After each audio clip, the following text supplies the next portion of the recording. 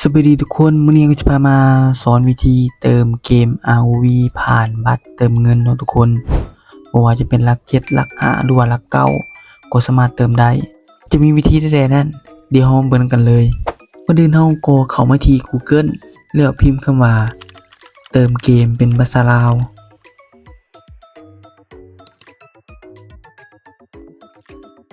หลังจากนั้นเราก็จะเลื่อนลงมาทางหลุมแล้วก็จะเห็นคำว่าประเทศลาวนี่เลยโค้ดช็อปประเทศลาวชื่อเว็บของมัน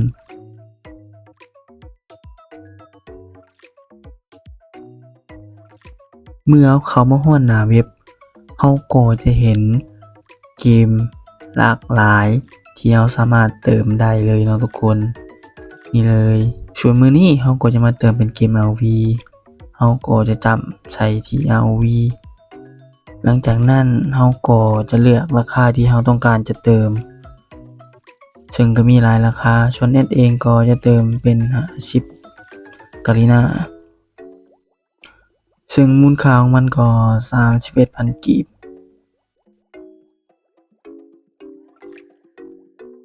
เราก็คลิกใส่ราคาที่เราจะเติม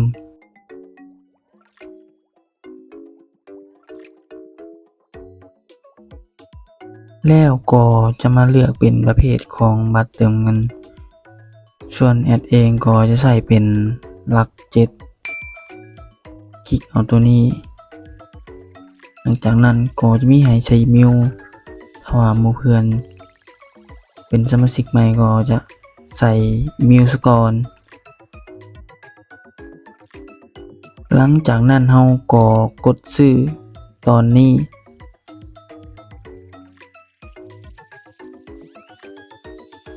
แล้วก็จะให้ใส่เบอร์โทรของเราก็พิมพ์เบอร์โทรของเราใส่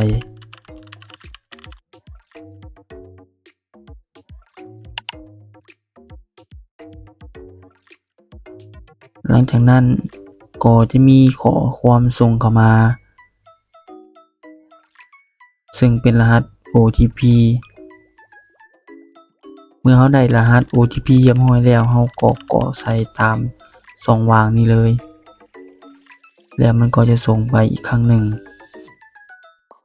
แล้วก็จะมีข้อความจากโค้ดสอบส่งมาหลังจากนั้นเราก็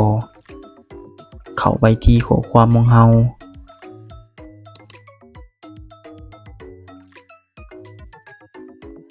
หลังจากนั้นเราก็ดับเบิลคลิกเข้าไปแล้ว Copy เอาตัวนี้เลยทุกคน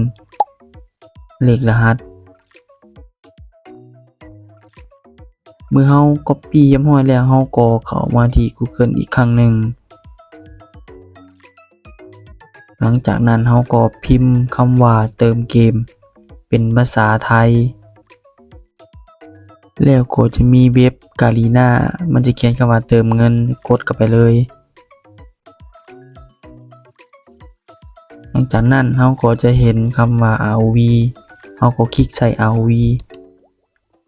แล้วเราก็เลื่อนไปแล้วเราก็ใส่ ID ถ้าว่าไผที่ลงทะเบียนด้วย Facebook เขาก็คลิกใส่บัญชี Facebook หลังจากนั้นเราก็ใส่อีเมลแล้วก็กดถัดไปเลยหลังจากนั้นระบบก็จะดูด Facebook ของเรากับ ROV ลิงก์สิกันหลังจากนั้นก็กดที่บัตรเติมเงิน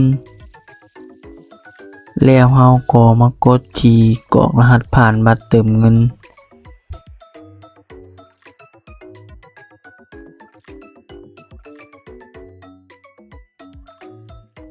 ส่วนใครอย่าลืมก็สามารถเข้ามาที่ข้อความอีกครั้งหนึ่งแล้ว Copy หลังจากนั้นก็วาง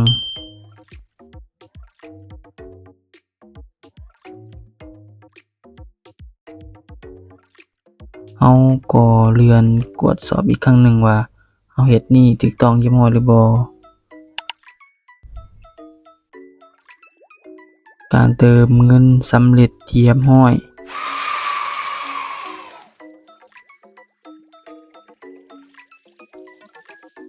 หลังจากนั้นเราก็ออกมาที่เมนูของเราแล้วก็เข้าไปที่ ROV แล้วเงินของเราก็จะเข้าที่คูปองบอนแอดจำไปเลยเนาะทุกคนนี่เลย